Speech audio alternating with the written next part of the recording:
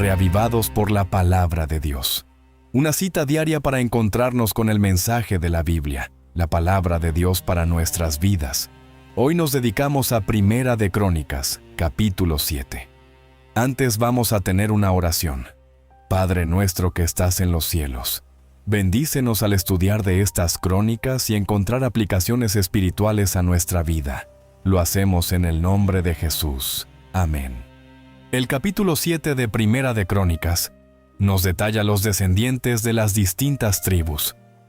Como el nombre del libro lo indica, son crónicas, y en este caso son los árboles genealógicos de cada uno de los componentes de esta familia. Así que aparece en primer lugar los descendientes de Isaacar. Los hijos de Isaacar fueron 4, ahí aparecen los nombres, y desde el versículo 12 en adelante, los nombres de los descendientes. En el versículo 5, nosotros podemos leer: sus hermanos de todas las familias, contados todos por sus genealogías, eran 87,000 hombres valientes en extremo. Así que una de las características de Isaacar, de los descendientes de Isaacar, eran que eran hombres valientes. En otro lugar de la Escritura, hablando de los descendientes de Isaacar, dicen que eran entendidos en los tiempos, es decir, conocían y comprendían el momento actual que tenían que enfrentar. Dice además que de ser entendidos en los tiempos, eran conocedores de lo que tenían que hacer y cuyo dicho era seguido por los hermanos. Así que completando con el resto de la Escritura en relación a los descendientes de Isaacar, hombres de valor, hombres que vivían el momento actual, que sabían lo que tenían que hacer y cuya palabra era respetada por los demás. Desde el versículo 6 en adelante nos encontramos con los descendientes de Benjamín. Dice el versículo 6: fueron 3 los hijos de cada uno de ellos, y así sucesivamente. Cuando llegamos al versículo 9, contados por su descendencia según sus genealogías, los que eran jefes de familia, resultaron 20,200 hombres valientes. Otra vez la característica de los integrantes de esta tribu fue el valor. Cuando nosotros continuamos con él, el relato bíblico, vuelve otra vez a destacar el versículo 11. Todos estos fueron hijos de Jedael, jefe de familia, hombres muy valerosos. En total eran 17,200 hombres que salían a combatir en la guerra. Si nosotros vamos a versículo 13, están los descendientes de Neftalí. Si vamos a versículo 14, están los descendientes de Manasés, y aparece todo el listado de los descendientes de Manasés.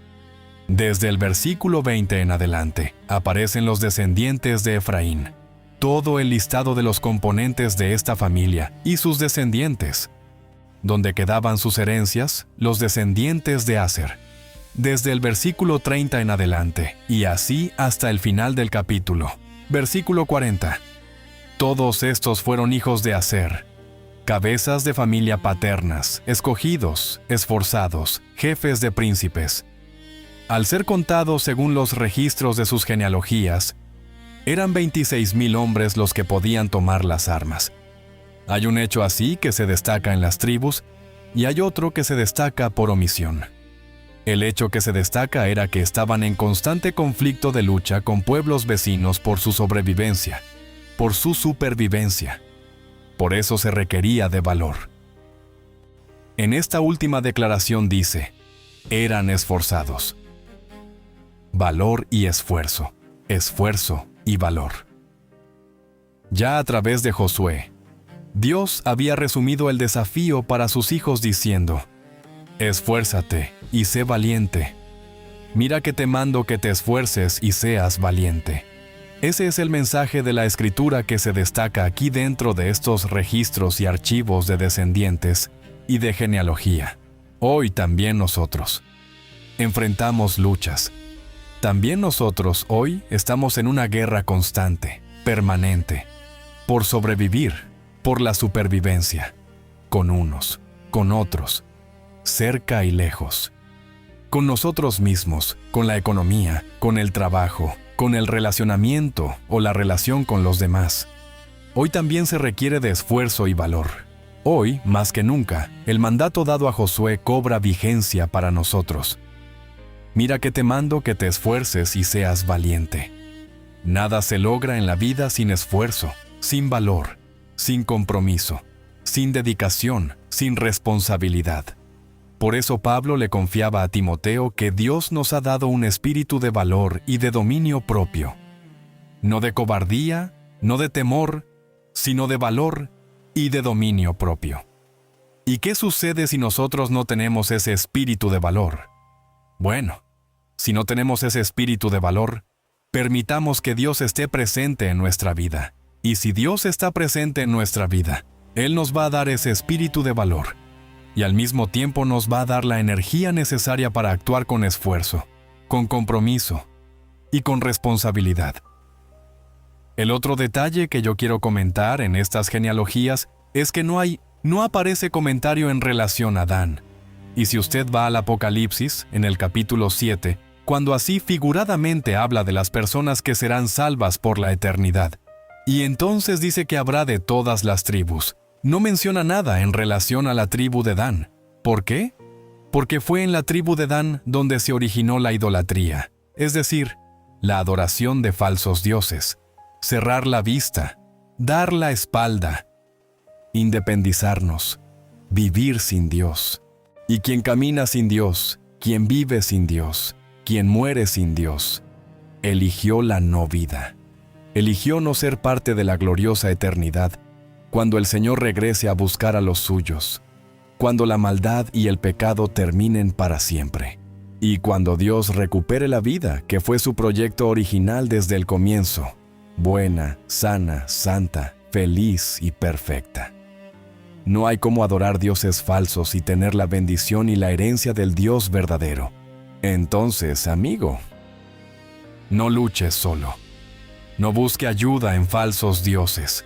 Luche, sí, luche. Esfuércese, sea valiente, pero luche con Dios.